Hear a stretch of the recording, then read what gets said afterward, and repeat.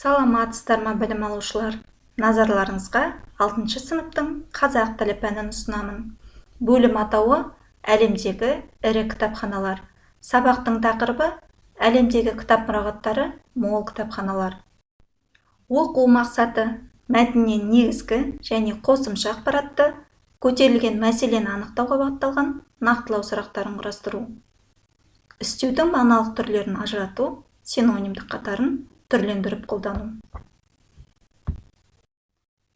Балалар, суреттер сөйлейді әдісі арқылы бүгінгі тақырыпты болжап көрейік. Бүгінгі өтетін тақырыбымыз не деп ойлайсыздар? Мына суреттердің тақырыпқа қатысы бар ма? Болса қандай? Әрине балалар, дұрыс айтасыздар. Оқылым тапсырмасы. Конгресс кітапханасы Америка Құрама Штаттарының ұлттық кітапханасы және Құрама Штаттардың Конгресінің негізгі зерттеу филиалы. Конгресс кітапханасы кітаптардың саны жөнінен де, алып жатқан аумағы жағынан да әлемдегі ең үлкен кітапхана. Мұндағы қызметкерлердің саны 3000 адамнан асады. Кітапхана 432 тілде жазылған. 32 миллионнан аса кітап пен құнды ақпарат. 61 миллиондай қолжазба. Солтүстік Америкада сирек кездесетін кітаптар жинағы. 1 миллионнан астам мемлекеттік баспа. 1 миллионға жуық әлемдік газет. Заңды құжаттардың ең үлкен жинағы. Фильмдер 4,8 миллион. Карта, ноталар 13,7 миллионнан астам сурет бар. Британдық кітапхана 1973 жылы маусымда құрылған. Ұлыбританияның ұлттық кітапханасы болып табылады. Кітапхана Лондонда орналасқан және әлемнің ең үлкен кітапханалары қатарында. Онда әлемнің танымал тілдеріндегі 150 миллионнан астам құнды ақпарат, кітап, газет, видео ақпарат, әуенді жазба, карта, сурет жинақталған.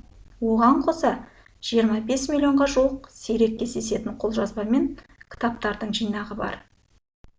Тапсырманы орындамас бұрын тілдік бақтарға тоқталып өтемін. Себеп салдар үстеуі. Қимыл амалдың себебін не салдарын білдіретін үстеудің түрі себеп салдар үстеуі деп аталады.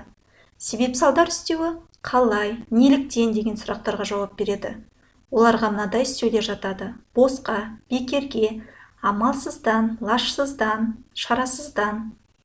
Бұлардан басқа көсемшелердің қайталану арқылы жасалатын сөйлей, көре, оқи, тағы басқа туынды үстеулерде көбінесе осы топқа жатады.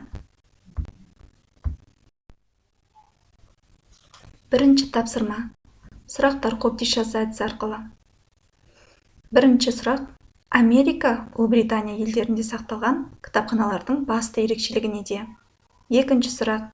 Ресей кітапханалары қандай мақсатта тұрғызылған? Үшінші сұрақ. Кітапхана мұрағаттарының көп немесе аз болуы немен байланысты деп ойлайсың? Келесі тапсырма. Екінші тапсырма жазылым тапсырмасы. Оқылым мәтіні бойынша негізгі және қосымша ақпараттарды анықтау, көтерілген мәселені анықтауға бағытталған нақтылау сұрақтарын құрастыру. Үшінші тапсырма. Оқулықтың 179 бетінде. Теріп алу стратегиясы бойынша сөйлемдердің ішінен себеп салдар үстеуін көшіріп жазу. Бүгінгі сабақтан алған әсерлеріңізді жетістік баспалдағы арқылы кері байланыс жасаңыз. Назар қойып тыңдағандарыңызға рахмет.